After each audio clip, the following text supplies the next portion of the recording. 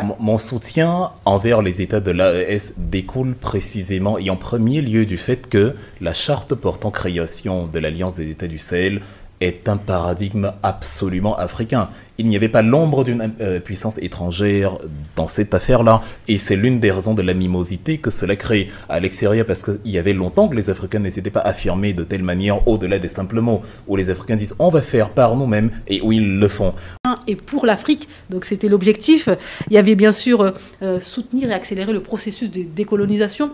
C'était même la raison même de l'OUA. La coopération, le développement du continent africain, comment maintenant nous avons les rênes de nos pays, la mutualisation des compétences. Comment on va faire pour que l'Afrique sorte, entre guillemets, qu'on ait cet essor de l'Afrique, on y croyait en tout cas en 1963, etc. etc. Donc protéger la souveraineté, l'intégrité, finalement, 1963, 2024, on en est à peu près au même point, non? Oui, si j'étais déjà né à cette époque-là, je n'aurais pas cru en un avenir radieux de l'OUA parce que la structure a vu le jour, mais la forme qu'on voulait lui donner, la forme que les pères fondateurs de l'indépendance, les vrais, ont voulu lui donner, n'est pas celle qui a finalement vu le jour. C'était une sorte de pansement. Alors qu'il fallait procéder à une opération. Nous sommes en 1963.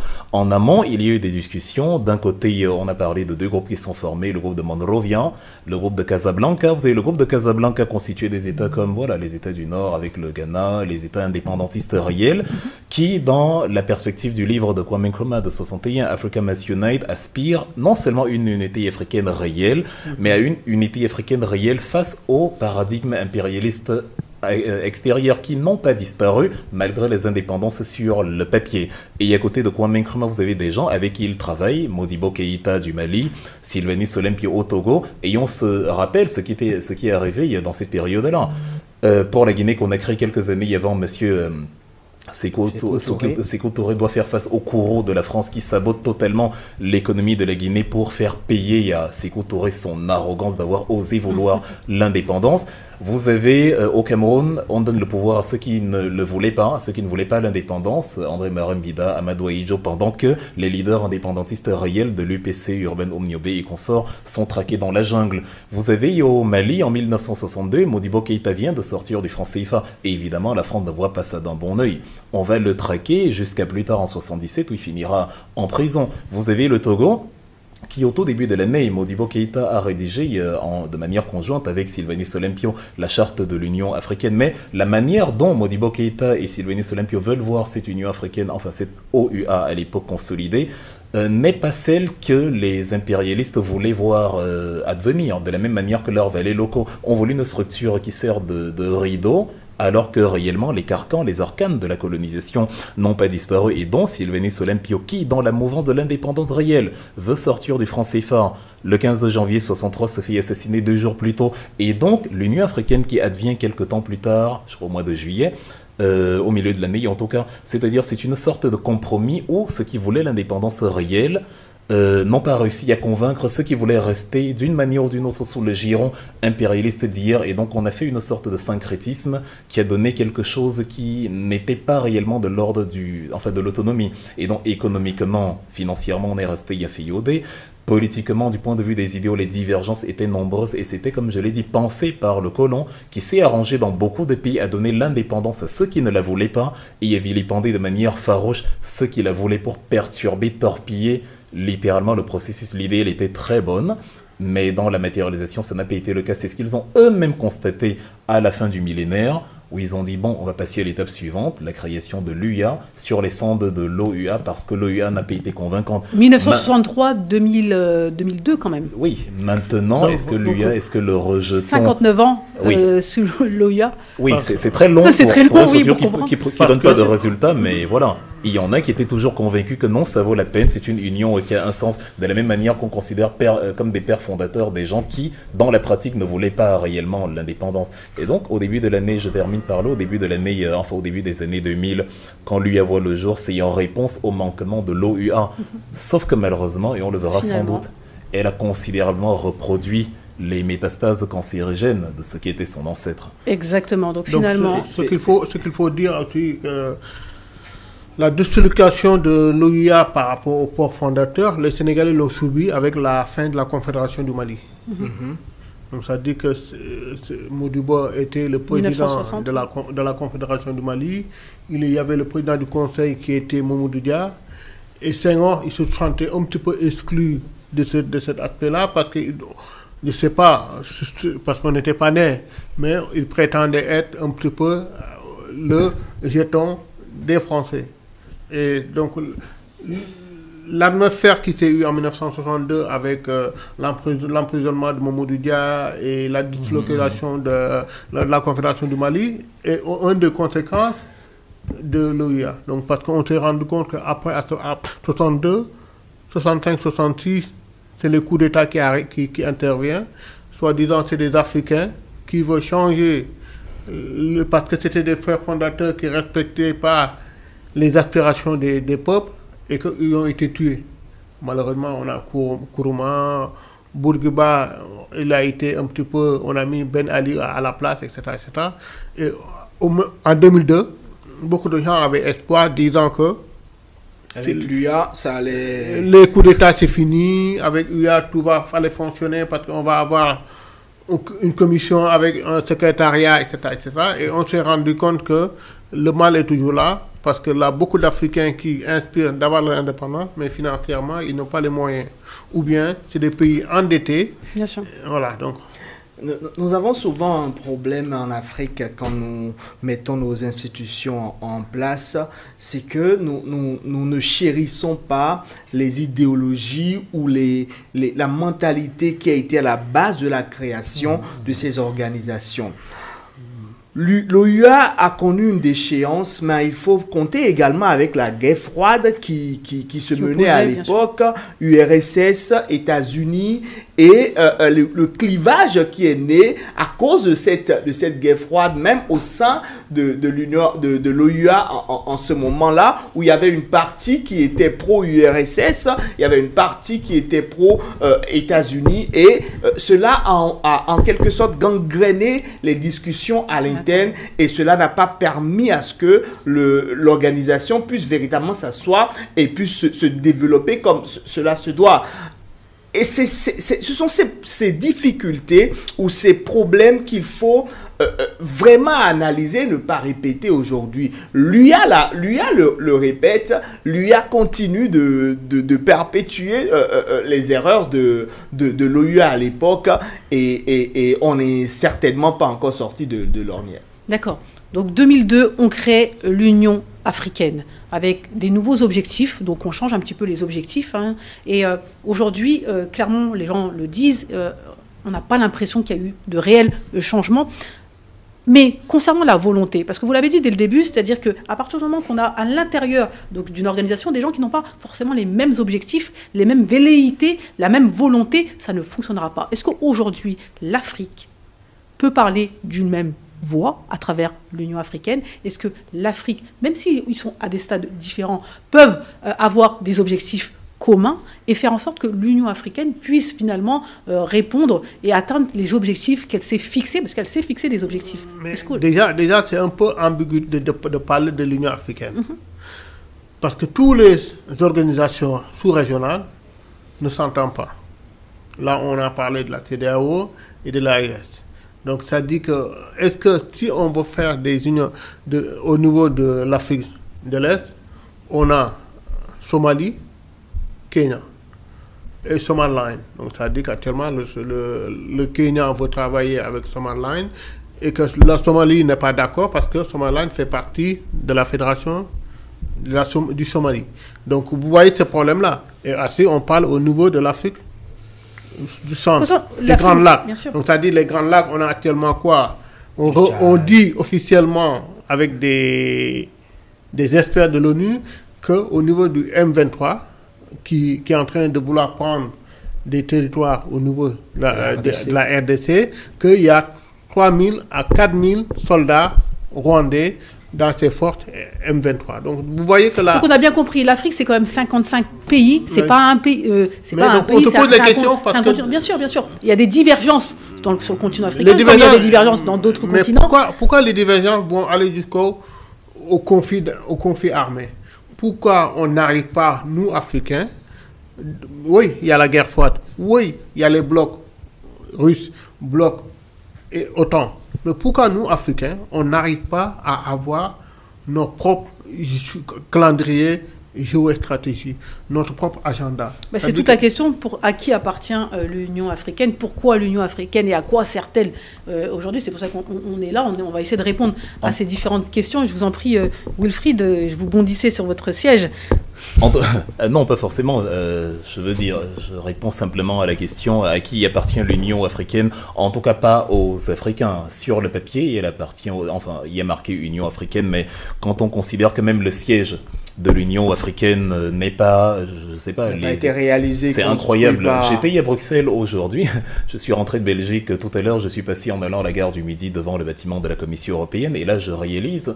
Nous avons la même structure en Afrique, mais elle pêche par beaucoup d'éléments. Ici, je peux partir de Bruxelles parce que les États de l'Union européenne correspondent peu aux États de l'espace Schengen. Également, il y a une relative libre circulation sur plus de 95% des pays qui composent l'Union européenne. Paradoxalement, en Afrique, ce détail-là ne semble pas trop avoir été un point focal, alors que ça fait partie de ce qu'on appelle l'intégration. L'intégration, bien sûr. Et ça demande, outre l'idéologie de l'intégration, la mise en place des infrastructures d'intégration.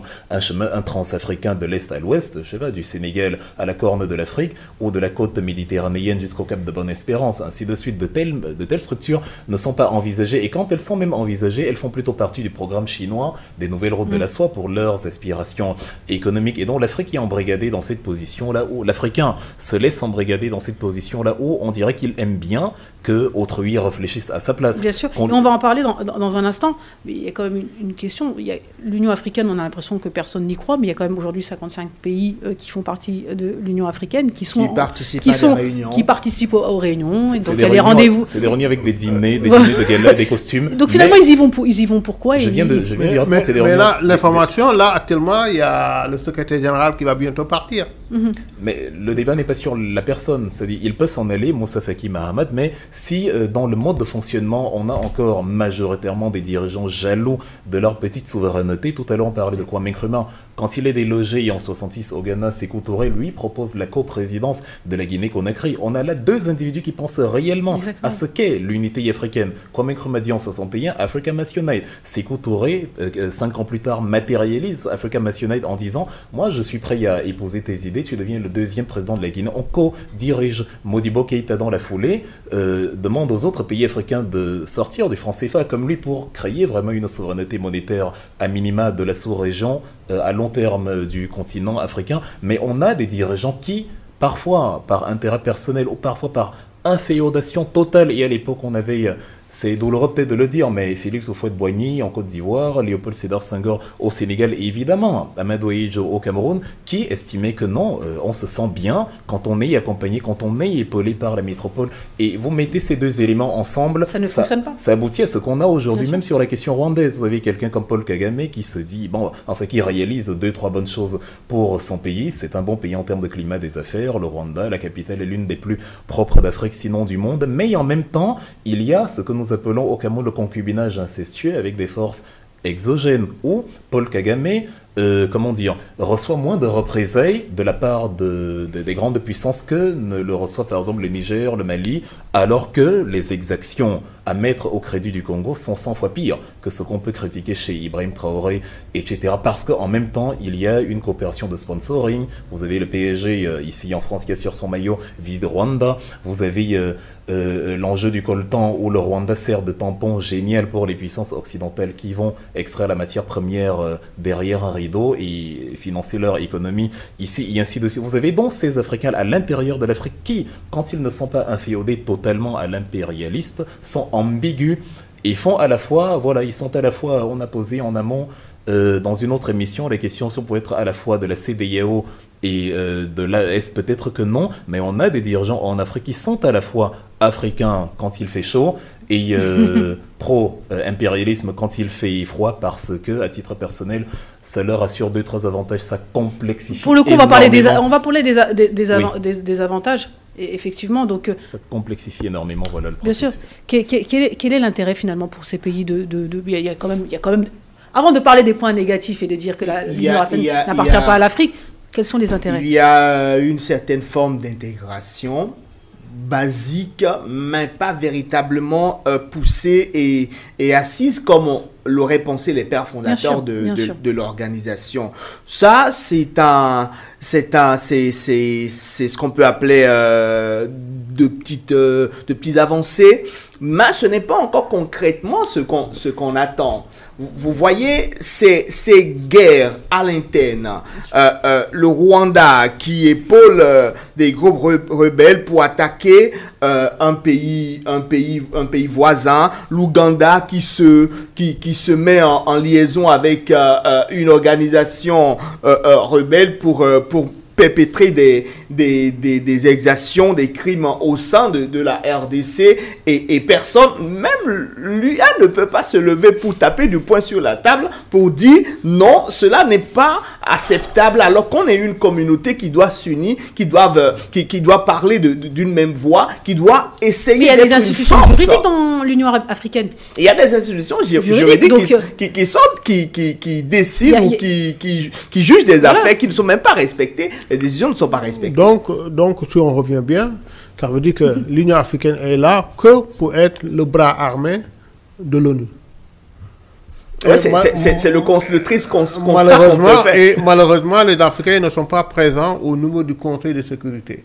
Ça fait bientôt 60 ans que les Africains demandent une place au niveau du Conseil de sécurité. Le pire, c'est d'aller demander, de quémander, de faire la courbette pour demander une place au sein du Conseil des Nations Unies. Quand vous devenez fort économiquement, on est obligé de vous accepter, de vous faire une place sur la table. Parce que c'est comme on dit, autour de la table.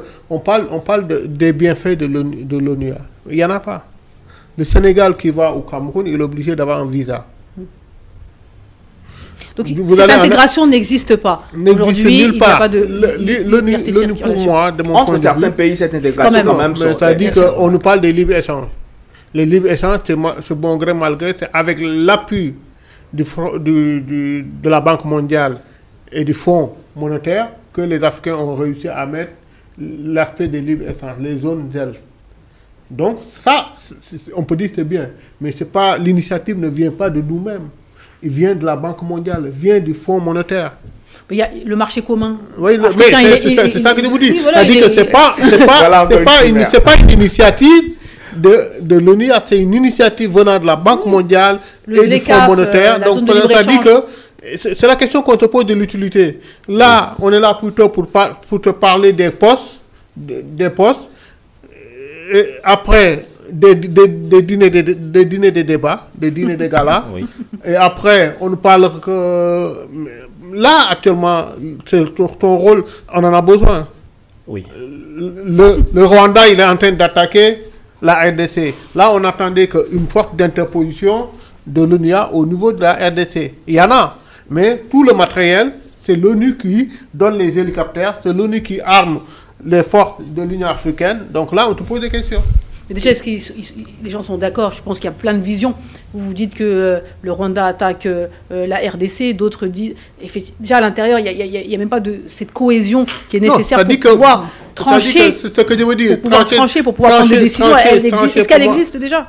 Trancher, ça veut dire simple. Ça dit que le Rwanda, peu importe que la RDC a tort ou a raison, mais je dis que je trouve malsain de voir des troupes rwandais sans l'accord de la RDC à l'intérieur de son territoire. Oui, bien sûr.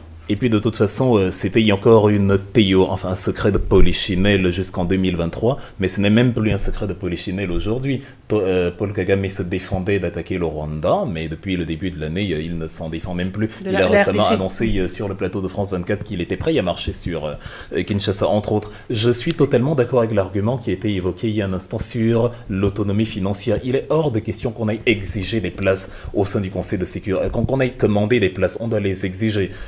Jusqu'en 1971, la Chine n'avait pas une place au Conseil de sécurité. Les États-Unis avaient favorisé Taïwan. Mais Mao Tse-tung a été intelligent de développer la défense chinoise, l'arme nucléaire, notamment au milieu des années 60, et de présenter la Chine comme un grand marché avec une population qui frôlait déjà le milliard d'habitants, où il a posé la condition aux puissances occidentales: si vous voulez faire affaire avec moi et bénéficier de mon immense marché, voici mes conditions. C'est ça la coopération véritable, c'est ça le bras de fer géostratégique que les puissants doivent se mener. En retour, on a à côté une Afrique qui se dit que, comme le disent beaucoup de penseurs africains, que les lions deviendront herbivores demain. C'est-à-dire, on est là, on se plaint que des gens nous ont colonisés, nous ont mis en esclavage, mais on repart vers eux et on leur dit: ah, s'il vous plaît, soyez gentils et permettez-nous d'avoir une place. C'est consolider le mépris. Maintenant, sur la structure, les avantages de l'Union africaine, ils sont durs à trouver. La réponse a été compliquée à répondre tout à l'heure parce que c'est pas la réponse qui est compliquée à trouver, c'est les faits qui ne sont pas là. Quels sont les avantages de l'Union africaine? Si vous me dites que j'y serai invité, j'aurai un beau costume et qu'il y aura de belles jeunes femmes, j'appellerai ça un avantage.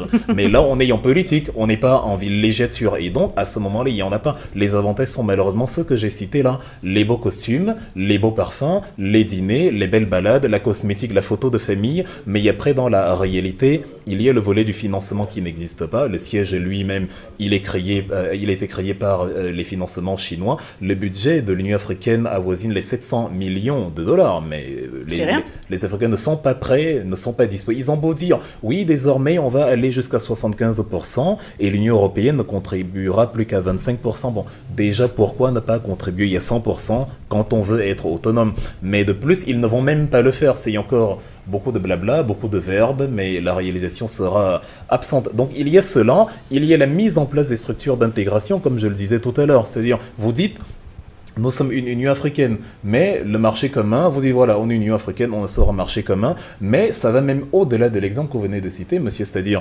il y a des États qui ont la même monnaie, le Sénégal, le Cameroun, mais qui ne peuvent pas commercer avec cette monnaie-là, qui est pourtant la même, le franc CFA. Ouais. C'est-à-dire, on a la même monnaie, on part d'Union africaine, et c'est déjà compliqué de se déplacer sur le plan du visa, là encore on peut comprendre. Mais là, on a la même monnaie, le franc CFA. C'est le franc des colonies françaises d'Afrique, quelles que soient les dénominations qu'on donne au sigle aujourd'hui, c'est le franc des colonies françaises d'Afrique. C'est ce qu'il signifie, c'est ce qu'il a toujours signifié. Et on vous dit que la monnaie n'est pas interchangeable dans une Union africaine, c'est impensable. Maintenant, pour finir, il n'y a pas la discussion politique. Vous avez évoqué la force d'interposition. Non, l'armée, le volet militaire est celui auquel on a recours en dernier ressort. Les Africains doivent se poser les questions. Pourquoi les Africains du Rwanda se font la guerre avec les Africains du Congo alors que les ressources minières sont en Afrique? Pourquoi deux Africains se font la guerre pour une matière première exploitée par l'extérieur? Pourquoi on écoute autrui qui vient semer la zizanie entre nous tout en étant incapable de trouver notre propre voie? Il faut une réelle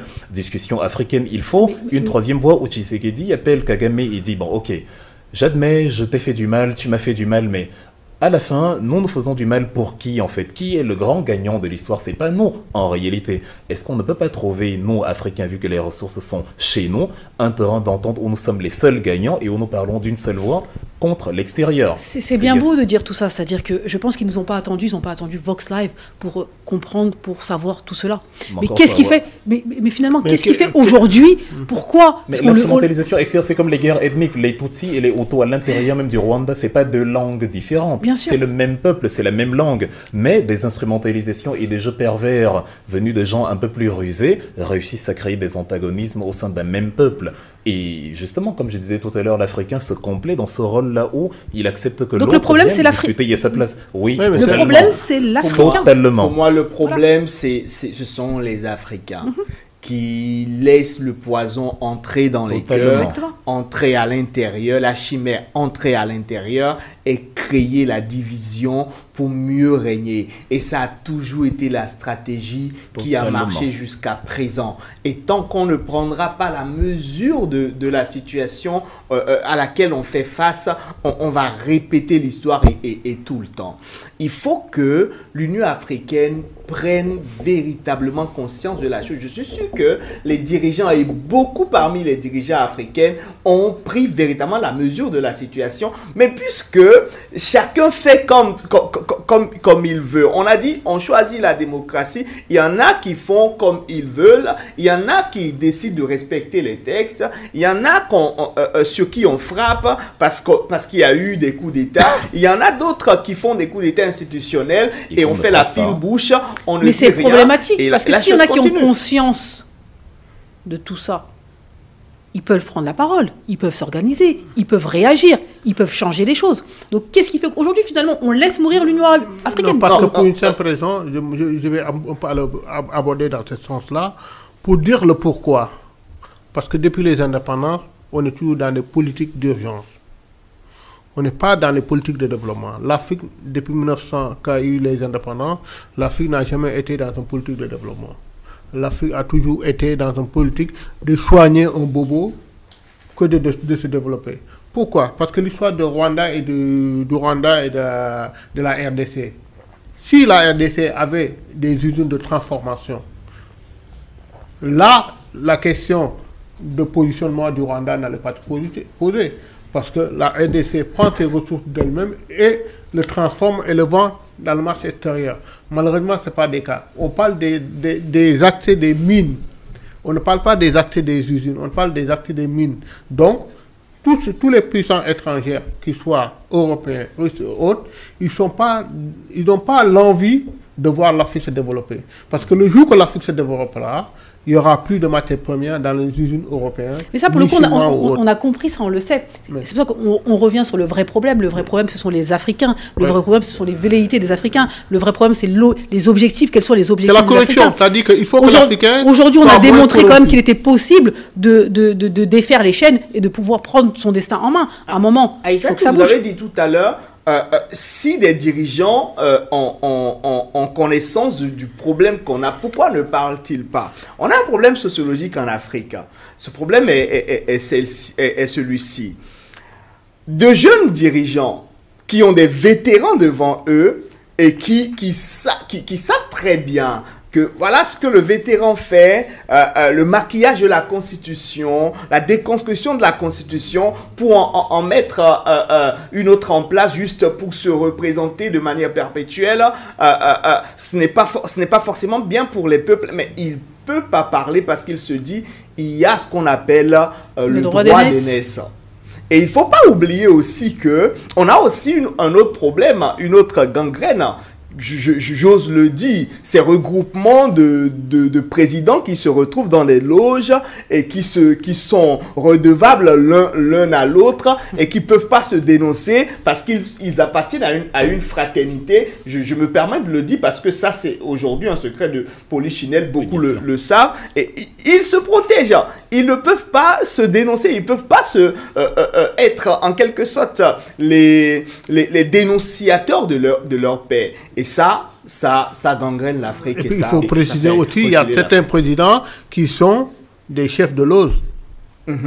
Et c'est d'autant plus vrai que ce n'est que la version voilée du conformisme ouvert qu'on avait dans les années même de la création de l'OUA. Vous avez des gens qui vous disaient, au Gabon, vous avez les Yomba qui dans les années 60, alors que De Gaulle dit vous serez indépendant maintenant, les Yomba dépêche son ministre à Paris, supplier le général De Gaulle, ah non, moi je ne veux pas l'indépendance. Vous avez donc des gens comme ça, vous avez énormément de pays africains qui ont opéré par un conformisme ouvert. Et ce que vous évoquez sur les loges et la non-volonté dans des cercles ésotériques, la version ésotérique de la non-volonté de s'émanciper, évidemment qui gangrène le continent de plus belle. Donc c'est de ça qu'il est question, c'est-à-dire est-ce que tous les Africains qui sont aujourd'hui à la tête de nos États ont la volonté d'aller là où nous voulons aller? La question est non. Il y en a qui s'en arrangent du système actuel. Et on peut ajouter un troisième élément, le pouvoir communicationnel, justement, des puissances extérieures. Pour parler d'elles, j'ai bien précisé que au départ, c'est nous-mêmes, parce que rien ne nous empêche de créer des médias qui ont la force de persuasion et qui racontent la vérité africaine.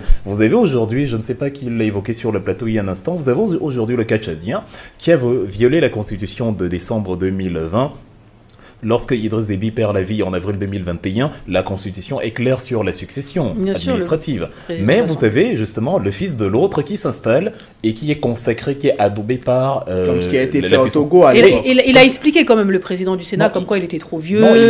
Non, il n'y a aucune explication à avoir. Il n'est pas plus vieux que Paul Biya, qui nous explique que lui, il va quand même continuer à exercer le pouvoir. Le président du Sénat au Cameroun aussi est presque aussi vieux que Paul Biya, y compris le président de l'Assemblée nationale. Mais ils ont tous été reconduits. Ils sont tous reconduits chaque année lors des élections de leur chambre. Donc, vous avez ce pouvoir communicationnel là où on est capable de vous installer un putschiste et de vous dire que non, c'est un élément qui garantit la stabilité. Ça vient des mots même d'Emmanuel Macron. C'est pour la stabilité du Tchad, c'était la meilleure parade à trouver. Par contre, le même putsch ailleurs, ça ne l'arrange pas. Donc, on réalise que la question de ceux qui prétendent nous aider depuis l'extérieur n'est pas vraiment le putsch ou la façon d'arriver au pouvoir, mais l'identité conforme ou non conforme de la personne qui opère. Parce que même les démocrates agissent après y avoir été élus, exactement comme les putschistes. Ils enferment, ils emprisonnent, ils accaparent la richesse, ils instaurent un pouvoir militaire alors qu'ils sont des civils, ils sont arrivés par élection. Vous avez les coups d'État constitutionnels.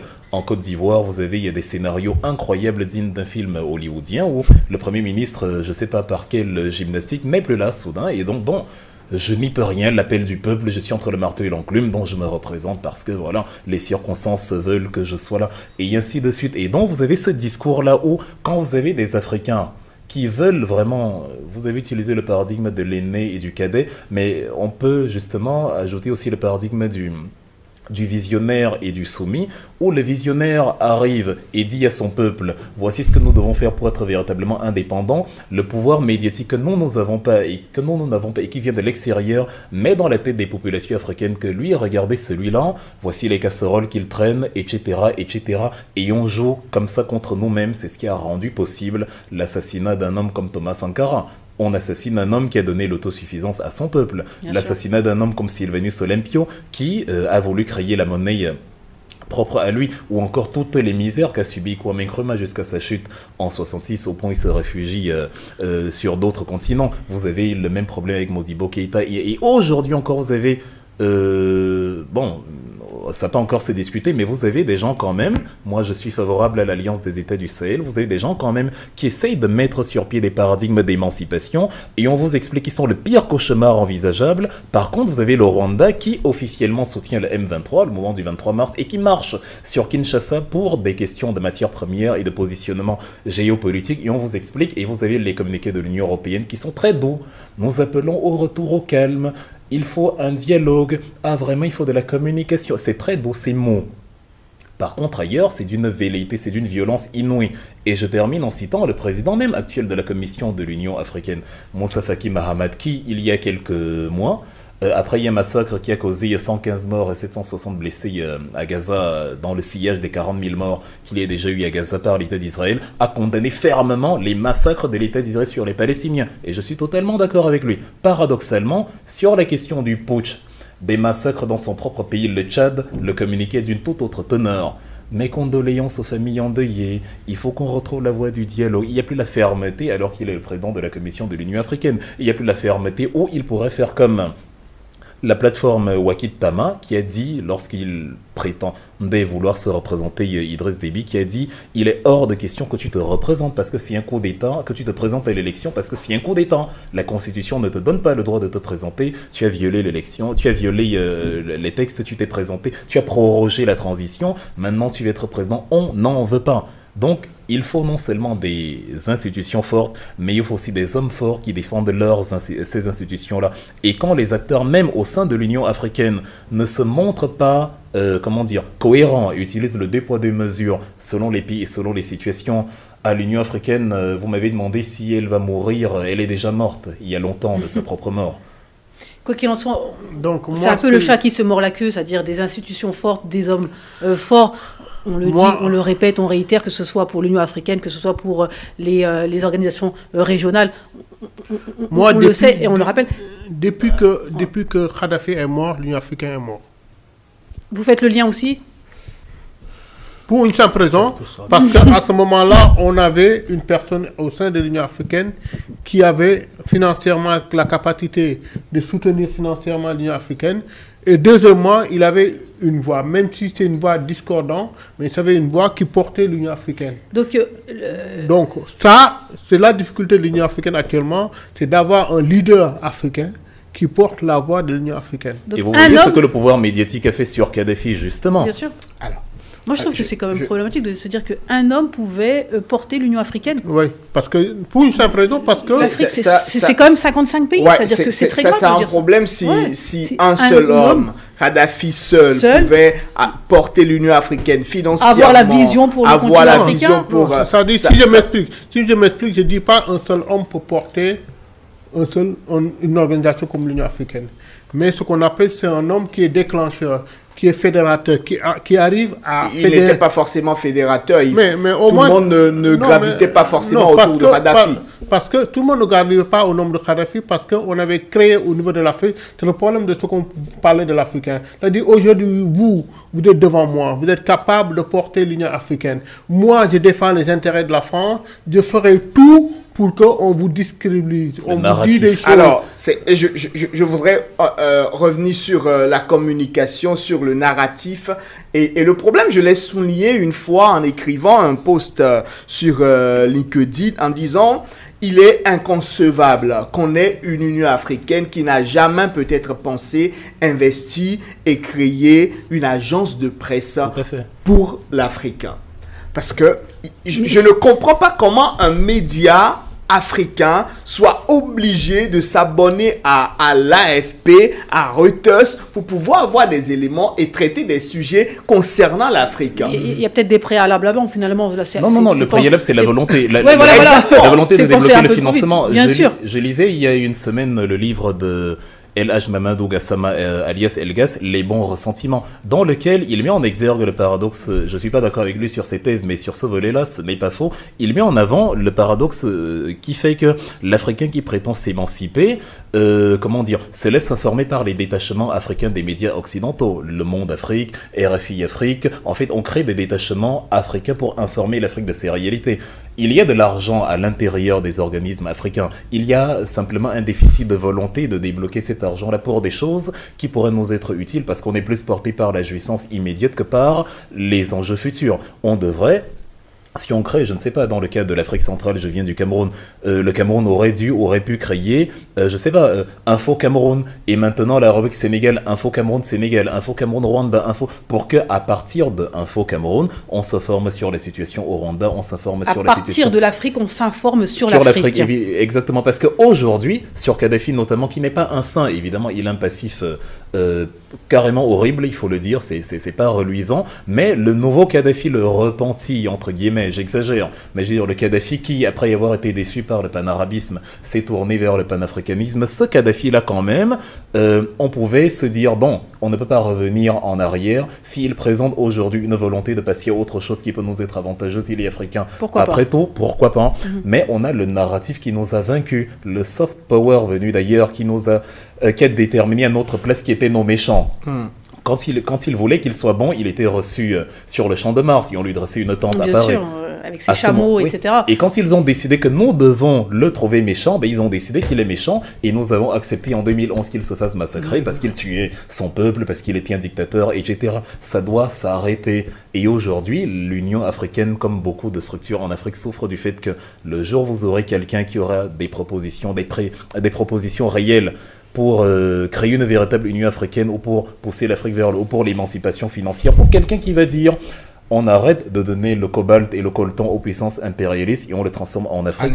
On va lui coller des qualificatifs de raciste, sentiment anti-blanc, beaucoup de choses qui discréditent un individu qui ne fait que convoquer la rationalité des choses en disant notre richesse, c'est à nous de l'exploiter. Mais ceux qui ont un média, ceux qui ont une puissance communicationnelle supérieure à la nôtre vont nous dire que non, il fait mal de dire ça, parce que dans ce monde des villages planétaires globalisés, où les humains se rencontrent, où règne la fraternité, vous avez quelqu'un qui est encore enfermé dans des ressentis post-coloniaux, sentiments anti-blancs d'hier, c'est comme ça qu'il procède, et Bien ça sûr. fonctionne. Donc des médias forts, c'est très important, ok, mais encore j'insiste, il y a des préalables avant d'arriver à cela. Je pense qu'il y a plein de choses à réformer, notamment concernant l'Union africaine, et on va en parler dans un instant, parce qu'on a un beau plateau ici, sur le plateau de Vox Live, et peut-être qu'on a des solutions éventuellement à proposer à nos dirigeants qui nous regardent. Allez, petite pause et puis on revient.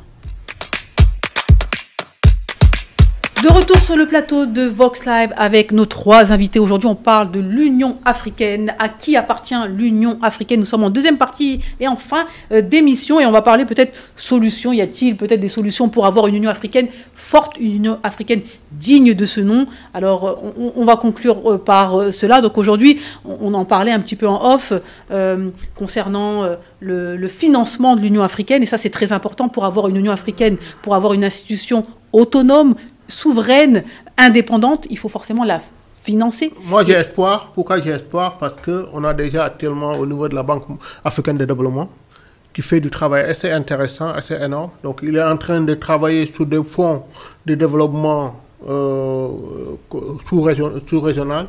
Donc là, on a espoir. Donc, les fonds de développement sous-régionaux avec des banques africaines, comme exemple, qui sont typiquement africaines. Malheureusement, au niveau de l'Afrique noire, on n'a pas encore des banques vraiment assez solides. Mais ça sera intéressant de donner espoir. De continuer à travailler sur ce chemin-là. Et Émeric, une grosse partie des pays africains ne payent pas leurs cotisations à l'Union africaine et qui empêche finalement l'autofinancement. Il faut que les pays prennent conscience de leur engagement. Quand vous vous engagez à rester dans une communauté, vous payez les cotisations de la communauté pour permettre à la communauté de fonctionner et d'être un bras plutôt véritablement armé et avec des capacités réelles pour pouvoir remplir la mission pour laquelle elle a été mise en place. Autre chose que je voudrais souligner, puisqu'on parle de solutions, il faut déjà essayer de supprimer les sièges d'observateurs. On n'a pas besoin forcément d'observateurs de l'Union européenne, de la Chine, Besoin, mais même c'est un petit mot, c'est un euphémisme de dire besoin. C'est-à-dire qu'aujourd'hui, comment on peut expliquer qu'il y ait des observateurs étrangers dans l'Union africaine? Comme s'il y a quelqu'un d'autre, on prend des décisions et d'autres personnes doivent nous dire « Ah, votre décision là, attention, il y a quelques problèmes je dirais pas les observateurs. Mais les observateurs, j'ai pas de soucis. Mais là où j'ai des soucis, c'est les accompagnateurs à la rédaction des contenus des sommets. Donc, ça veut dire qu'on a souvent des coopérants qui viennent au niveau de la Commission de la Commission africaine pour accompagner les États, pour les aider à corriger ou à mettre en place des communautés. Donc ça dit que c'est même pas seulement, ça dit que si on veut vraiment être indépendant, la première chose, c'est ce qu'on appelle les fameux coopérants qui existent dans les ministères de majeure partie des pays africains. Il va falloir qu'on puisse choisir ce qu'on veut. Donc ça déjà, ça nous permettait, nous Africains, la communauté qu'on va produire nous appartiendra. Est-ce que je peux me permettre, le linge sale se lave en famille. Ça résume un peu la situation. Exactement, ouais. Mon soutien envers les États de l'AES découle précisément et en premier lieu du fait que la charte portant création de l'Alliance des États du Sahel est un paradigme absolument africain. Il n'y avait pas l'ombre d'une puissance étrangère dans cette affaire-là. Et c'est l'une des raisons de l'animosité que cela crée à l'extérieur, parce qu'il y avait longtemps que les Africains n'étaient pas affirmés de telle manière au-delà des simples mots, où les Africains disent « on va faire par nous-mêmes » et où ils le font. Donc l'Union africaine, pour moi, répond à la logique de la comparaison que j'ai établie tout à l'heure sur le bâtiment. L'Afrique a beaucoup de bâtiments délabrés et certains ne sont plus éligibles à la rénovation, il faut les démolir. Je ne crois pas au rafistolage de l'Union africaine. Je pense qu'il faut repartir de zéro, rédiger une nouvelle charte entre Africains sans les observateurs, ce qui signifie sans les financements, parce que les observateurs s'imposent par le fait que, comme c'est eux qui donnent l'argent, ils imposent leur présence. Tu ne peux pas chasser quelqu'un qui te nourrit. Et à partir de là, voilà. Maintenant, pour trouver les financements, il faut réfléchir à comment faire fonctionner l'économie, parce que les financements découlent des cotisations des États membres et l'argent ne tombe pas du ciel. Si on dit ils sont prélevés sur les importations, par exemple, de certaines matières, de certains produits stratégiques qu'on a élus au prélèvement de la taxe, il faut que le pays se dote d'une économie qui lui permette justement de commercialiser en bonne et due forme ce produit-là. Et il faut que, si c'est possible, de le faire de manière sous-régionale, que cela se fasse, ce qui nous fait constater que tous les sujets sont liés. Quand on voit donc à l'intérieur des pays de la zone franc, il est impossible d'interchanger, qu'à l'intérieur des pays de la zone franc, je prends juste l'exemple de la zone franc, il est impossible de faire un réel commerce puisque la monnaie coloniale nous pousse à fabriquer les mêmes produits, ou du moins à commercialiser les mêmes produits, les matières premières qu'on va exporter et qui, en raison de la haute valeur de la monnaie, vont nous rapporter quelques petites devises qui vont nous donner l'impression que oui, l'économie fonctionne et avec lesquelles on va essayer de s'en sortir et de financer la vie quotidienne.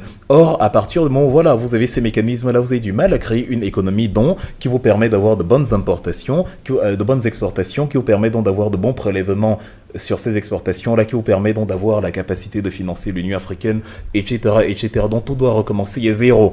On se rassoit, on se pose la question: quels sont les problèmes de l'Union africaine? On les liste tous. Et après, on trouve... Qu'est-ce qu'il faut faire pour remédier à ces problèmes? On les liste tous. Et maintenant, on passe aussi à la question de la contribution des masses populaires, le référendum. En Europe, ici, sur la création de l'Union européenne, il y a eu un référendum, notamment en 2005, qui a été rejeté par le peuple français. L'un des désamours, d'ailleurs, du peuple envers les instances européennes vient du fait que son avis n'avait pas été écouté. Donc, nous, on peut montrer aux Européens qu'on fait même mieux qu'eux. Dès qu'on a fini d'élaborer la charte de l'Union africaine... On la soumet au peuple ? Oui, on la soumet. Chaque pays la soumet à son peuple. C'est ça l'Union africaine. Bien sûr, Union africaine qui n'intègre pas les peuples n'est pas une Union africaine. On est d'accord sur ça. Et c'est d'ailleurs pour ça qu'aujourd'hui ça ne fonctionne pas. Les peuples ne se sentent pas du tout concernés par cette problématique. On n'en parle même pas. On n'en parle pas du tout. C'est un non-sujet. Or, ici, les peuples sont appelés à voter même aux élections européennes. Voilà tant de réformes qui me font dire, pour conclure, que rafistoler ce qui est déjà serait bien plus compliqué que commencer à zéro sur une page vierge. D'accord. Et moi,